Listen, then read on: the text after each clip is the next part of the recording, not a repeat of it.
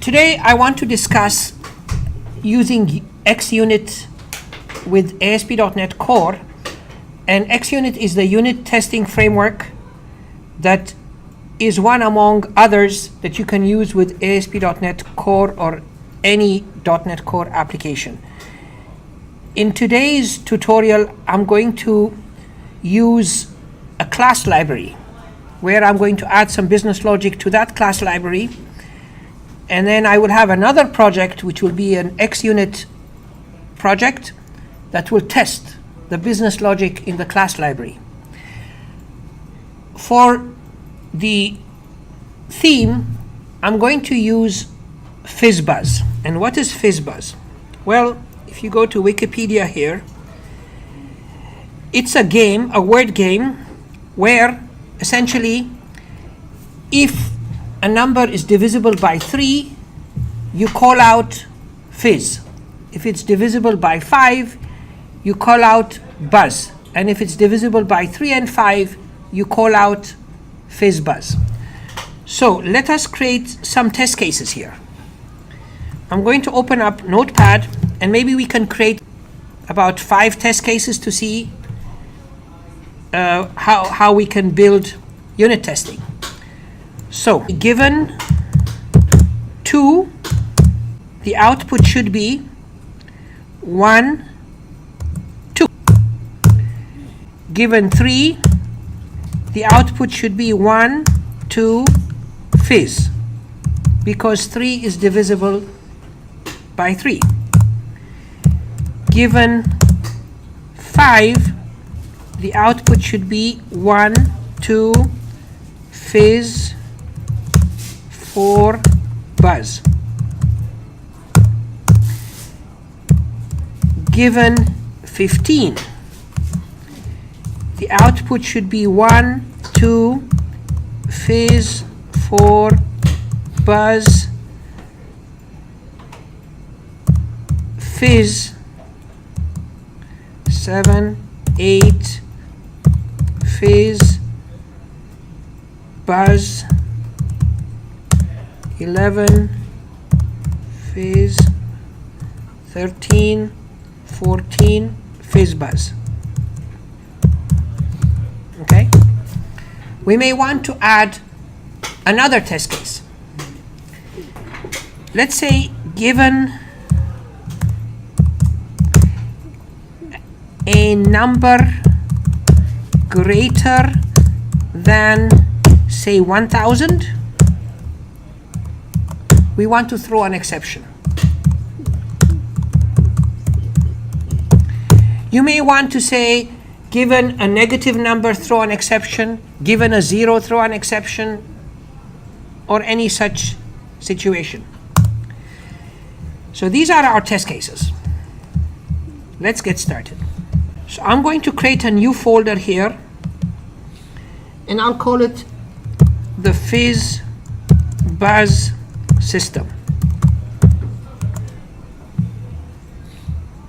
And inside of that folder, I'll create 2 folders, one for the class library and the other one for my XUnit testing project. So the first folder, I'll call it the Fizzbuzz library.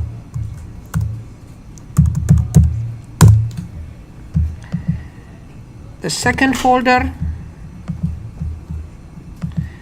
I'll call that the Fizzbuzz tests. Now, inside of the Fizzbuzz library,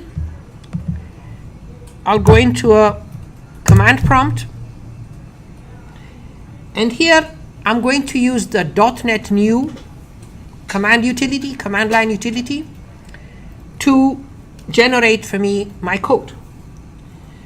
So if I go .NET new -- help, you will see here that there are 2 things that I might want to use. One of them is I can use class library to create for me my class library, and I'll use XUnit to create for me my unit tests. So I'm now in the Fizzbuzz library. I'm going to go .NET new class lib. If I look at what's in there, I have two files. I have class1.cs and the Fizzbuzz library.cs proj. Let me go back one folder and then go into the next library, which is the test library, Fizzbuzz tests. And I'll do something similar in this folder. I'll go .NET new XUnit. Okay, so in here, I'm going to go into my parent folder and I'll open up my entire solution in Visual Studio Code. So I'm typing here code dot and I'll hit enter in the parent folder. So you can see here that I have two folders. I have the library folder, which is this folder here, and I have my tests folder, which is this folder here. This file, class1.cs, I want to rename it to simply Fizzbuzz.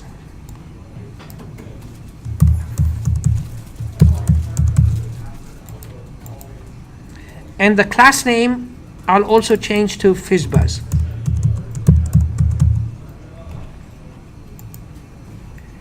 And also with my tests, I'll rename unit test to Fizzbuzz tests.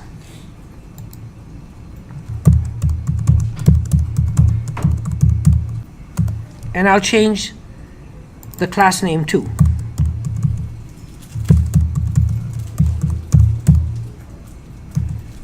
Now, a very important principle in test-driven development is that you have to start by building your tests and see them fail. So I'm going to build my tests, see them fail, and add enough logic to get them to pass. So going back into my class library, I'm going to add a method here, knowing very well that this method is going to fail.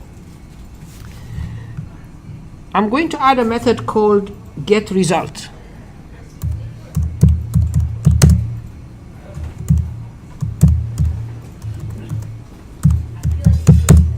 So this method, it's going to receive a number and it's just going to return an empty string.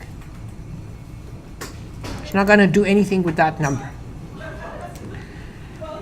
So now in my test case, I'm going to build my first test. And my first test, based on what we said before, is this one. Given 2, I need to return 1, 2. So here I want to call that test case by that name. Given 2, return 1, 2. Notice here that every test case in XUnit has to be annotated with the fact annotation. And you don't need to annotate the class with anything. So if this is my test, I want to instantiate the Fizzbuzz class first. Now we have a problem. This Fizzbuzz class is not known to the test project because it's in a different folder. So we need to make a reference. How do you make a reference from one project into another project inside of Visual Studio Code, or for that matter, you could be using Sublime, you could be using any other editor. So the way to do that is to add a reference inside of this Fizzbuzz tests project. So we will add some markup in the test project.cs proj file. This is the markup. What this does is that it's got this tag project reference that references the CS proj file in the other class library project. In other words, from within this file, we're making a reference to that file. So this is the way you can make a reference into another project. Having done that, I can go back to my test project here and go using the namespace Fizzbuzz library.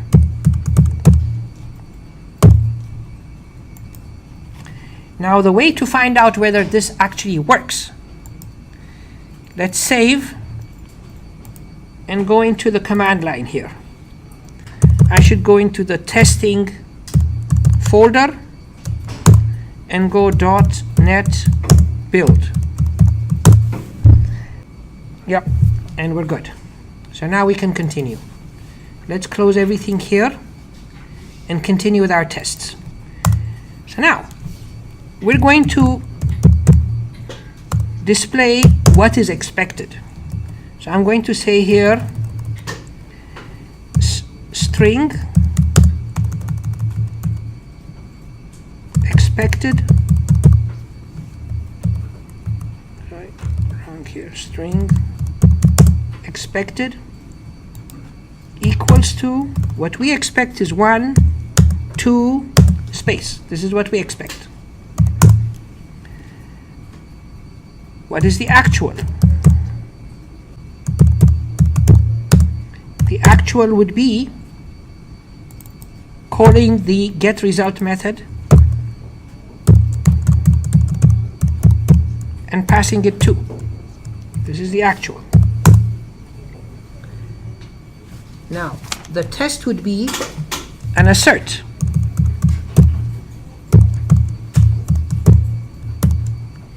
We want to assert that the expected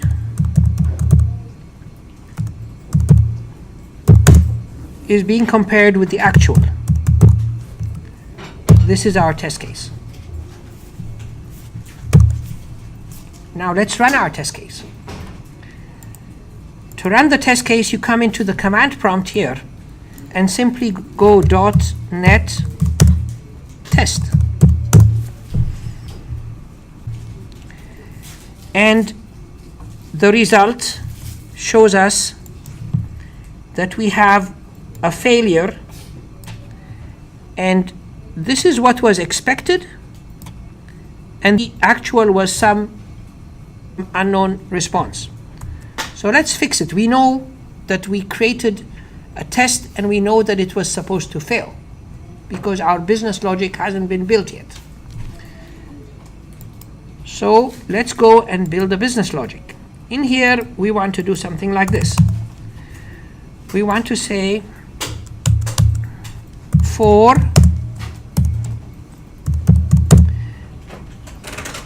I equals to 1 while I is less than or equals to number, we want to iterate from I to that number.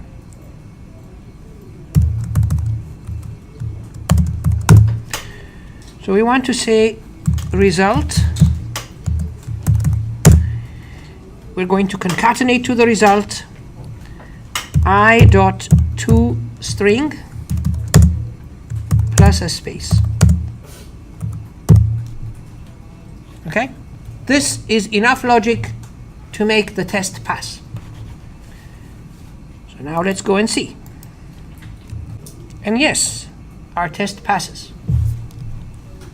So we can happily say that we've done this test. Let's do the next one. So the next one is, I'm going to copy this whole thing and just repurpose it.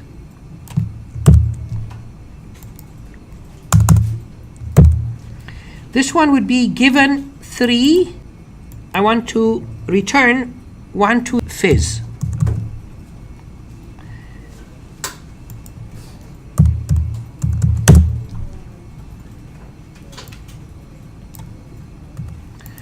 So the expected is 1, 2 fizz. The actual we're going to get from the method by passing 3. And we're going to compare the expected against the actual. Again, we know this test is going to fail. So let's go here and run it. And sure enough, it does fail. This is the expected, and this is the actual. It fails. So let's fix it. We go back into our library business logic and say here, if I mod 3 equals to 0, then we want to call out fizz.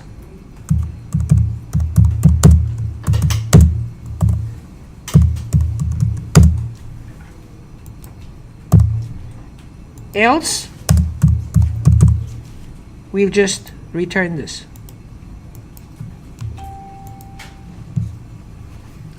Let's try this.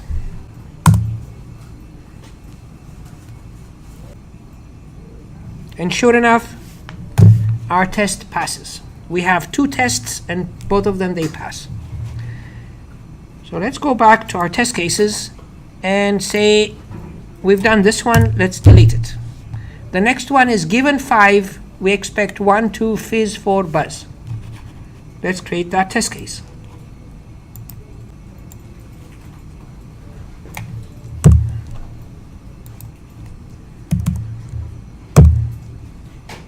So this one would be given 5, we want to return 1, 2 fizz, 4 buzz.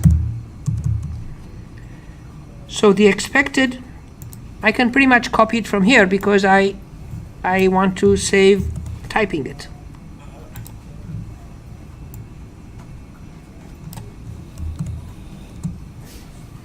So this is given 5, we expect that result. Let's test. And we know it's going to fail. Again, sure enough, yes, it fails. We expect this, and we're getting this. So we need to fix our business logic. Go back in here and add another else. If I mod 5 equals to 0, then we want to call out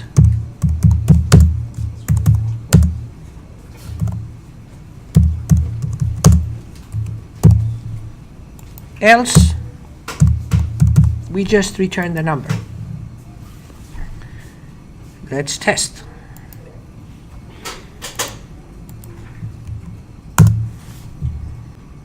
It passes. So we come back and eliminate this test case, which leaves us 2 to go.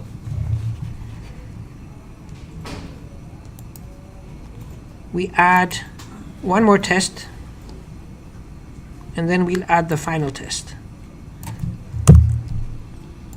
So take this, and for this one, we want to say given 15, return. I don't want to put the whole name because it's going to be too long, so what I'll go do is here I'll say etc for etc. So if we pass 15, we expect the result to be this.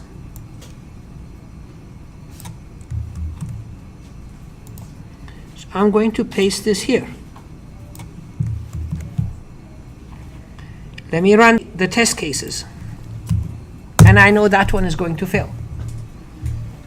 And sure enough, it fails. Let's fix it. Come back to our business logic.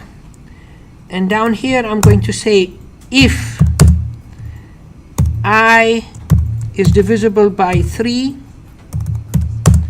and I is divisible by 5, then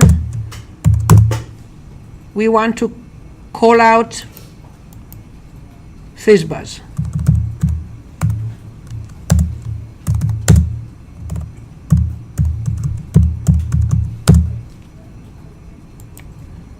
Else we'll do this.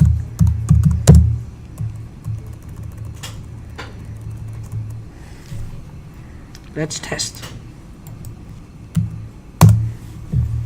And yes, it passes. 4 test cases, 4 pass.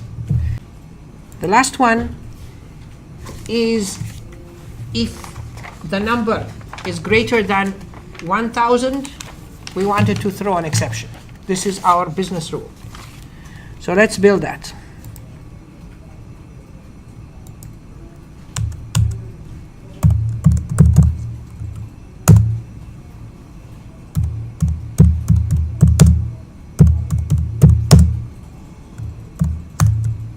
We'll call it given more than 1,000, throw exception.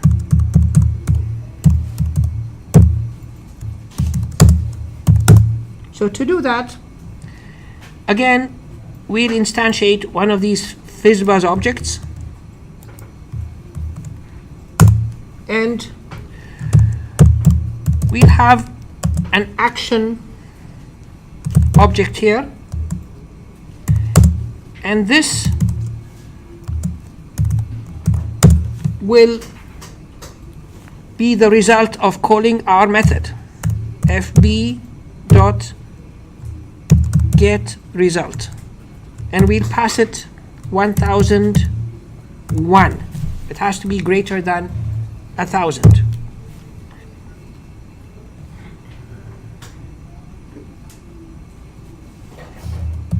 This is here just one equal sign.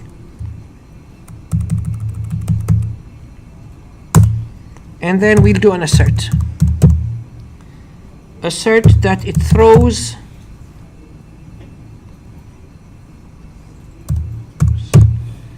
an exception.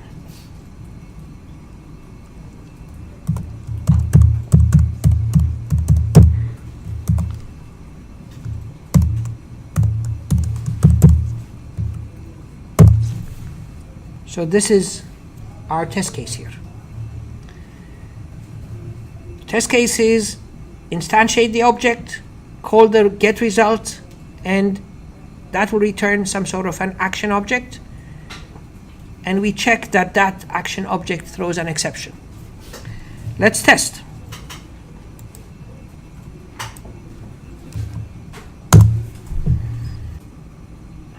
And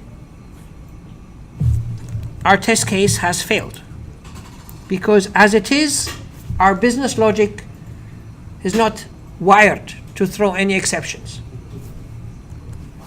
Let's go to our business logic. And in here, we can say that if number is greater than 1,000, we can get it to throw a new exception.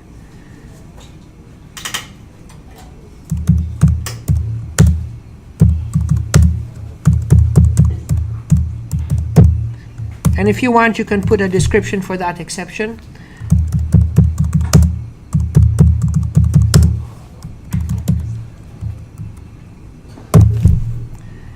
You can throw a null pointer exception, a number overflow exception, or whatever exception you want to throw.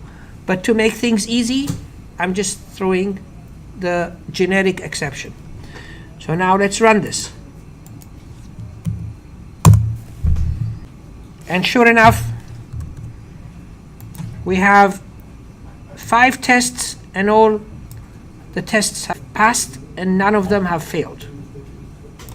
So we're good. Now, if you want to do this using Visual Studio 2017, of course it is much easier. I'm going to show you how I would go about doing the same thing using Visual Studio, but I won't go into the details. I'll just go as far as setting up the projects. So in Visual Studio, you would do something like this. You'd create a new project,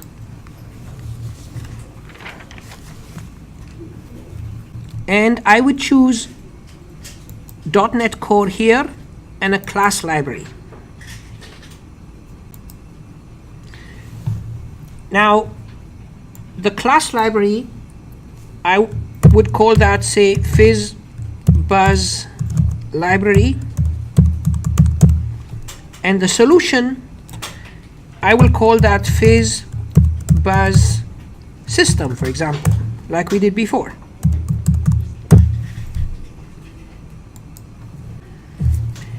And to this solution, I would want to add an XUnit project. So I would go add new project, and I would select from this same template, which is under .NET Core, I would select XUnit test project. And for this one, I would call it Fizzbuzz tests.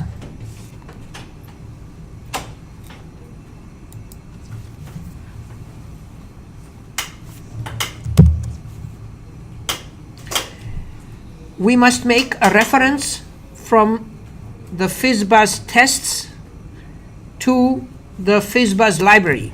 So here I would add a reference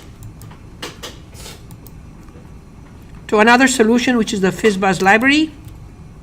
Click on OK, and it would do that reference for us.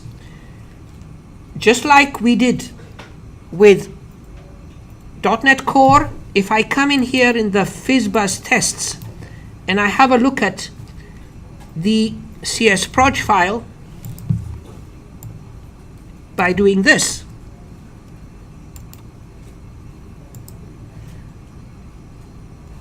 you will see that it added exactly the same way of referencing one project to the other, and this is exactly what we did before. It added this project reference inside of the csproj. Thank you for coming this far in my video, and I hope to see you in some other videos in the future. Goodbye.